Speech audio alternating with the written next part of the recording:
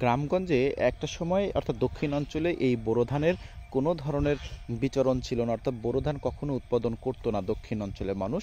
কিন্তু সময়ের বিবর্তনে সেই দক্ষিণাঞ্চলের মানুষ এখন দেখেন পানির ব্যবহার করে তারা কি সুন্দর ফলন ফলাচ্ছে, আল্লাহ তালাই দিচ্ছে ফলন। আমরা সত্যিকার অর্থে আনন্দিত যে এই গ্রামে এত সুন্দর যে বোরো ধান দিতে পারে দক্ষিণ অঞ্চলের মানুষ, তা কিন্তু এই না দেখলে আপনারা বুঝতে পারবেন। আমি পুরো ভিডিওতে দেখাচ্ছি।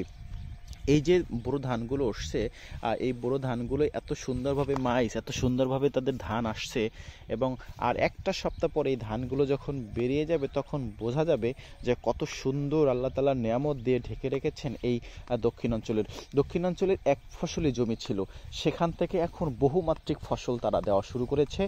বাংলাদেশের মধ্যে সূর্যমুখীর যে প্রধান এখন তৈলের যে চাহিদা বা যোগান, এটা হচ্ছে এই কলাপাড়া উপজেলা থেকেই দেওয়া হচ্ছে, অর্থাৎ দক্ষিণ অঞ্চলে সারা বাংলাদেশের মধ্যে কিন্তু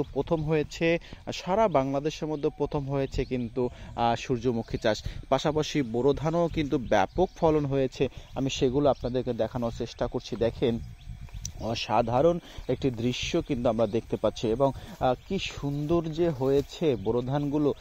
যারা দিয়েছেন তারাও স্যাটিসফাই হয়েছেন, তারাও বলছেন যে এই জায়গাটা একদম ছিল ঠিক এইরকম পতিত ছিল, এই পতিত থেকে তারা এখন কিন্তু ঠিক এইভাবে করে তারা আমন ধানের মতো বোরো ধান চাষ করেছে। দেখেন চোখ যত দূর যায় সব কিন্তু বোরো আর বোরো, ঠিক আছে, চোখ যত দূর যায় সব বোরো আর বোরো। কিন্তু গ্রামের দৃশ্যটা অসাধারণ। সকালবেলা আপনি ঘুম থেকে উঠে যদি আপনার আশেপাশে প্রকৃতি থাকে, সেই প্রকৃতির কাছে যান, প্রকৃতির কাছে গিয়ে আপনি নিজেকে সঁপে দেন, দেখবেন সারা দিনটা আপনার ভালো কাটবে।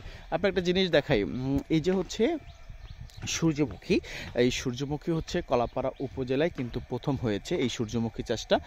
সূর্যমুখী চাষের যে তৈল হয়, এই তৈল কিন্তু এখানকার কৃষকরা চাহিদা মিটিয়ে কিন্তু তারা এখন বাজারজাত করার চেষ্টা করতেছে, এবং এখানকার কৃষকরা জানিয়েছেন এত সুন্দর তৈল হয় যা তারা কল্পনাও করতে পারেনি, এবং এত সুন্দর।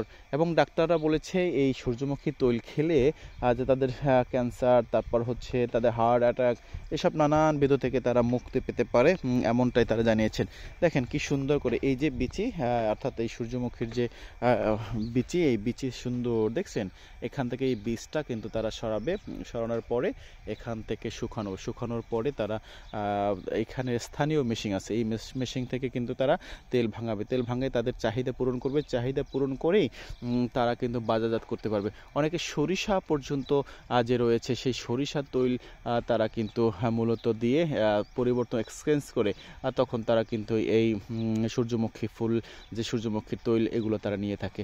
অসাধারণ। আমার সাথে থাকার জন্য আজকে কিন্তু আপনাদের সাথে একটা দারুণ ভিডিও নিয়ে হাজির হয়েছিলাম, আপনারা একটু দেখবেন।